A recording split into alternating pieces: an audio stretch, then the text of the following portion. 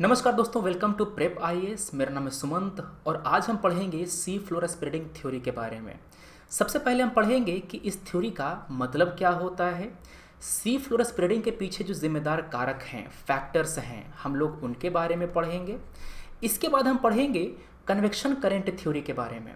Convection current क्या होता है, कैसे पैदा होता है और वो किस तरह से सी फ्लोर को स्प्रेड करता है, हम उसको देखेंगे। आखिर में जो पैलियोमैग्नेटिज्म है वो डिस्कस करेंगे और किस तरह के क्वेश्चंस पूछे जा सकते हैं इस टॉपिक से यूपीएससी प्रीलिम्स और यूपीएससी मेंस में, हम लोग उसको डिस्कस करेंगे।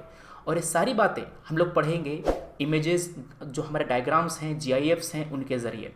चलिए शुरू करते हैं। हमारा जो लिथोस्फीयर होता है वो अलग अलग प्लेट में डिवाइडेड है, अलग अलग प्लेट में बटा हुआ है। जो प्लेट बड़े साइज़ के हैं उन्हें हम कहते हैं major tectonic plate, major plate. और जो प्लेट छोटे साइज़ के हैं उनको हम कहते हैं माइनर प्लेट। क्या होता है, एक होता है मेजर प्लेट, दूसरा होता है माइनर प्लेट। क्लियर बात। अब ध्यान से सुनिएगा, आपका जो प्लेट का बाउंड्री होता है ये तीन तरह का होता है। देखो, कोई भी आपका टेक्टोनिक प्लेट है, जब वो आपस में मिलते हैं तो बीच में एक बाउंड्री बनती है। फॉर एग्जांपल ये आप जो देख रहे हैं ना, ये एक प्लेट की बाउंड्री है। क्लियर है। ये बाउंड्री तीन तरह की होती है। सबसे पहला होता है कन्वर्जिंग बाउंड्री। कन्वर्जिंग बाउंड्री में दो प्लेट आपस में मिल रहे होते हैं, इस तरह से दो प्लेट एक दूसरे के नज़दीक आते हैं। दूसरा तरह का जो बाउंड्री होता है उसको हम कहते हैं डाइवर्जिंग बाउंड्री। डाइवर्जिंग बाउंड्री, इसमें जो प्लेट होते हैं ना वो एक दूसरे से दूर जा रहे होते हैं, डाइवर्ज कर रहे होते हैं। तीसरा टाइप होता है ट्रांसफॉर्म बाउंड्री। क्या होता है? Transform boundary.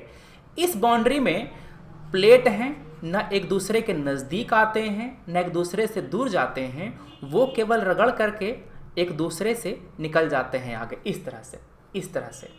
क्लियर है। ये आपका होता है ट्रांसफॉर्म बाउंड्री। ठीक है।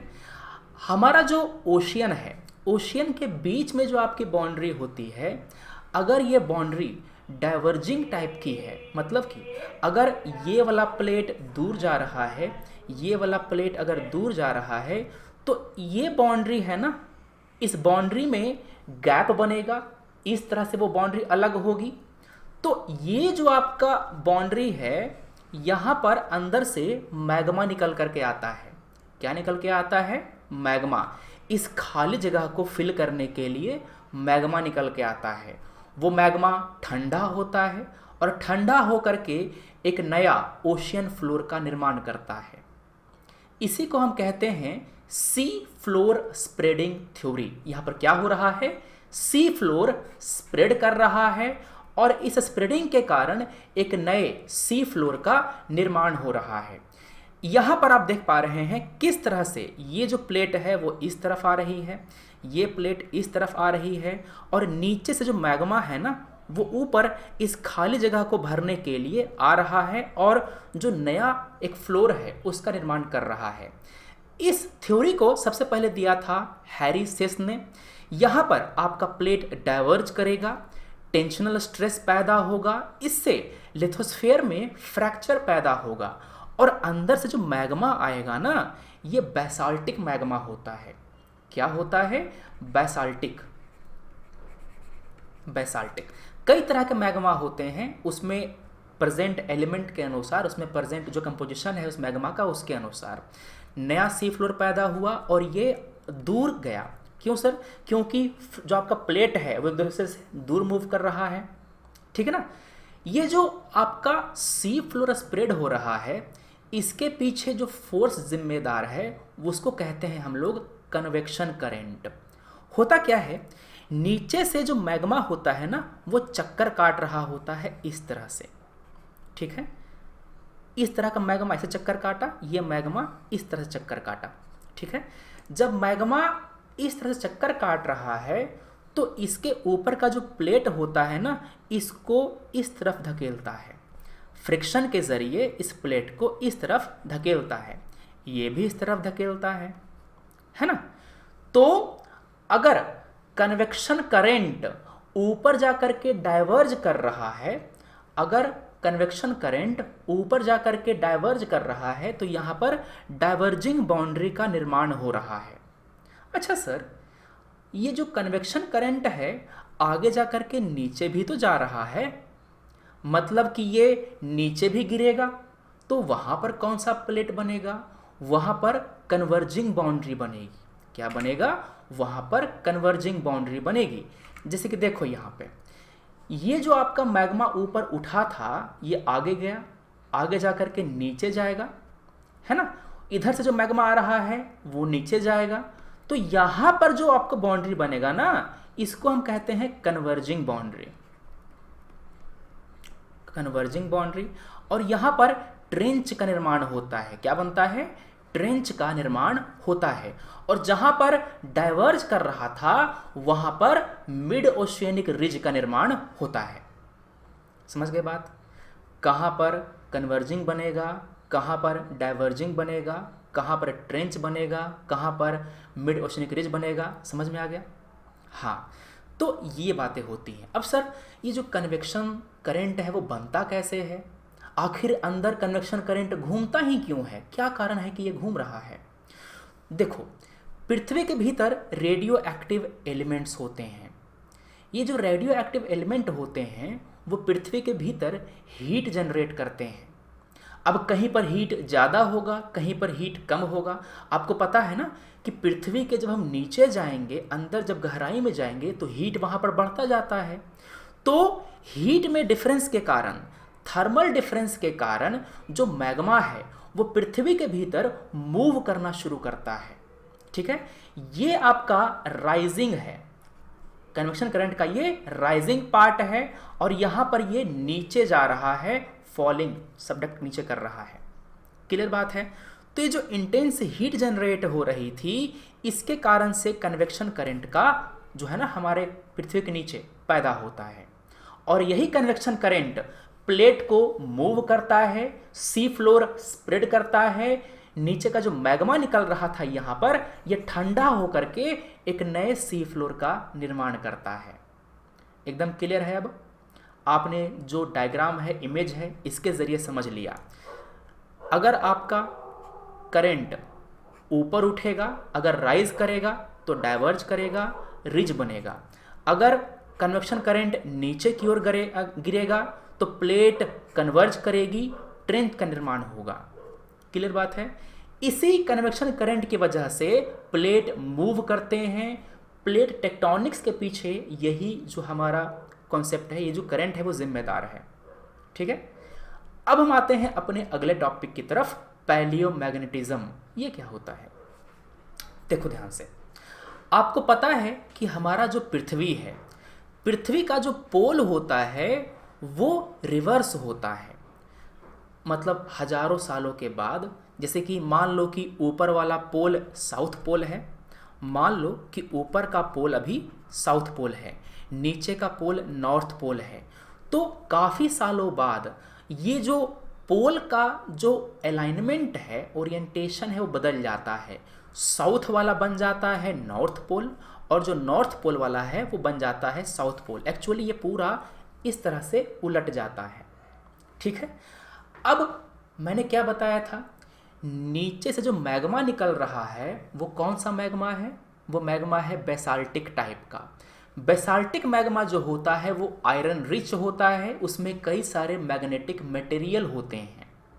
ठीक है, ये जो नीचे से मैग्मा निकल रहा है ना, वो पृथ्वी के मैग्नेटिक फील्ड के अलाइन ओरिएंट हो जाता है, उसी के अलाइन बन जाता है। जैसे देखो, मान लो कि इस तरफ आपका, देखो जिधर लाल है ना उधर आपका नॉर्थ पोल है। मान लो कि अभी इस तरफ का है, मान लो कि अभी नॉर्थ पोल इस तरह का है, तो आपका इस तरह का जो मैग्नेटिक फील्ड का ओरिएंटेशन है वो होगा। इस इमेज में देखो ध्यान से,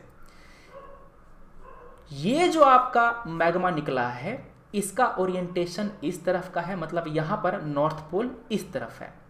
ठीक है, दूसरा वाला जो व्हाइट वाला है ना, व्हाइट वाले में आपका जो नॉर्थ पोल है वो नीचे की ओर चला गया है, इस तरफ चला गया है। मतलब कि पृथ्वी का जो मैग्नेटिक फील्ड है ना वो स्विच कर गया है, रिवर्स हो गया है। तो एक तरह से ये जो मैग्मा निकल रहा है अंदर से, देखो ध्यान से देखो ना, यहाँ पर लाइन बनी आ रही है। ये लाइन क्या है? ये लाइन एक्चुअली ये दिखा रहा है कि पृथ्वी का जो मैग्नेटिक फील्ड है वो बदल रहा है, वो रिवर्स कर रहा है। समझ गए? हाँ, एक्चुअली इसको तुम इस तरह समझो। तुमने देखा है मुहर जो लगाते हैं ना, स्टैम्प।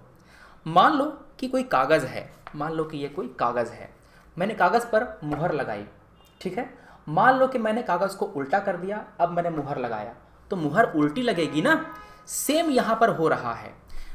ये जो नीचे वाला आप जो प्लेट देख रहे हैं, ये मान लो कि कागज़ है, ये कागज़ है, और जो मुहर है ना, मुहर एक बार इस तरफ से लग रहा है, एक बार इस तरफ से लग रहा है। तो एक बार आपका इस तरफ जाएगा, एक बार आपका इस तरफ से जाएगा, मुहर लगेगी। सेम काम यहाँ पर हो रहा है, और जो मुहर है ना वो मैग्नेटिक फील्ड का ओरिएंटेशन है। क्लियर बात? तो ये आपका हो गया पैलियोमैग्नेटिज्म। क्यों होता है सर पैलियोमैग्नेटिज्म? क्योंकि जो मैग्मा है वो बेसाल्टिक टाइप का है, इसमें मैग्नेटिक मटेरियल्स हैं, और वो पृथ्वी का जो मैग्नेटिक फील्ड है उसकी प्रॉपर्टी को कैच करता है, उसको स्टोर कर लेता है। आज हम जब पृथ्वी का जो सरफेस है नीचे, ओशियन के नीचे, उसको जब हम स्टडी करते हैं ना, तो हमको पता चलता है कि कितने साल पहले पृथ्वी का मैग्नेटिक फील्ड इस दिशा में था, बाद में उसका डायरेक्शन इस दिशा में हो गया। क्लियर है? इसको हम कहते हैं पैलियोमैग्नेटिज्म। क्लियर है? अब देखो यहाँ पर सवाल किस तरह से पूछेगा। सवाल पूछ सकता है इस तरह से कि जो सी फ्लोर स्प्रेडिंग है, ये जो थ्योरी है, वो कौन कौन सी बातें रिवील कर सकता है, कौन कौन सी बातें हमारे सामने ला करके रखता है। Volcanic eruptions are common along mid oceanic ridge, बिल्कुल सही बात है। आपका जो मिड ओशनिक रिज है, यहाँ पर ये प्लेट यहाँ गया, ये प्लेट आपका इस दिशा में गया, बीच में आपका खाली जगह बन गया जहाँ पर आपका मैग्मा ऊपर आएगा, और यहाँ पर वोल्केनिक इरप्शन देखने को मिलेगा, और बेसाल्टिक मैग्मा बाहर आएगा। पहला एकदम सही है। दूसरा, रॉक का जो एज होता है वो इंक्रीज करता है जैसे हम रिज से दूर जाएंगे, बिल्कुल सही। यहाँ पर जो आपका नया नया पत्थर बना होगा, जो रॉक बना होगा, वो नया होगा ना, क्योंकि ये तुरंत बना हुआ है ना। ये जो आपका पत्थर होगा, यहाँ पर का जो ज़मीन होगा, ये आपका पुराना होगा, क्योंकि ये पहले बन चुका है और वो इस दिशा में मूव कर रहा है। तो ये रॉक का जो एज होता है वो इंक्रीज करता है जब आप मिड ओशनिक रिज से दूर जाएंगे। रिज के नज़दीक आपको नए नए रॉक मिलेंगे और दूर आपको पुराने रॉक मिलेंगे। तो दूसरा आपका सही है। कॉन्टिनेंटल रॉक होता है ना, जो ओशियनिक रॉक से बहुत ही पुराना होता है, यंग नहीं होता। क्यों सर?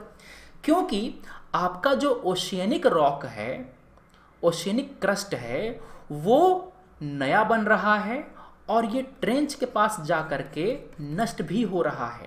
तो ओशियनिक क्रस्ट जो है ना, ये नया नया बना हुआ है, और जो आपका कॉन्टिनेंटल रॉक है वो ज्यों का त्यों पड़ा हुआ है।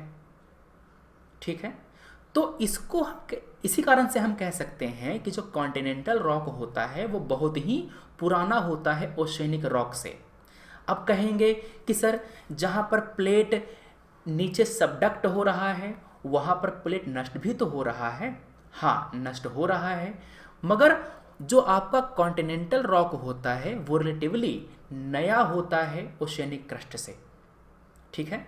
क्योंकि इसके बनने का जो स्पीड होता है ना ओशियनिक रॉक का, वो ज़्यादा होता है, वो आपका तेज़ी से नष्ट होता है और नया बन भी जाता है। क्लियर है? तो इस तरह क्वेश्चन पूछ सकता है आपको यूपीएससी प्रीलिम्स में। अगला आपका है यूपीएससी मेंस के लिए क्वेश्चन, आपको बताना है कि जो कॉन्सेप्ट है सी फ्लोर स्प्रेडिंग का, उसको डिस्कस कीजिए, और ओशियनिक रिज और इस थ्योरी में क्या रिलेशन है आपको ये बताना है। ये क्वेश्चन 15 मार्क्स का है, और ये आपको 250 वर्ड्स में लिखना है। इसमें इंट्रोडक्शन में आप क्या करेंगे, इस थ्योरी के बारे में बताएंगे कि ये थ्योरी होती क्या है। ठीक है? इसके बाद आप जो इसके पीछे जिम्मेदार फैक्टर्स हैं, इसको आप बॉडी में बताएंगे। ठीक है ना? फैक्टर्स बता दिया, उसके बाद बताया आपने कि ओशियनिक रिज किस तरह से बनता है, जो रिज है कैसे बनता है, डाइवर्जिंग बाउंड्री होती है, वोल्केनिज्म होता है, मैग्मा बाहर आता है और ये नया नया रिज वहाँ पर पैदा होता है, बता देंगे। फिर आप कंक्लूजन देंगे अपने आंसर का। ठीक है दोस्तों, चलिए ये थी बातें हमारी आज की। हम मिलते हैं अपने अगले वीडियो में। Thanks for watching, take care, जय हिंद।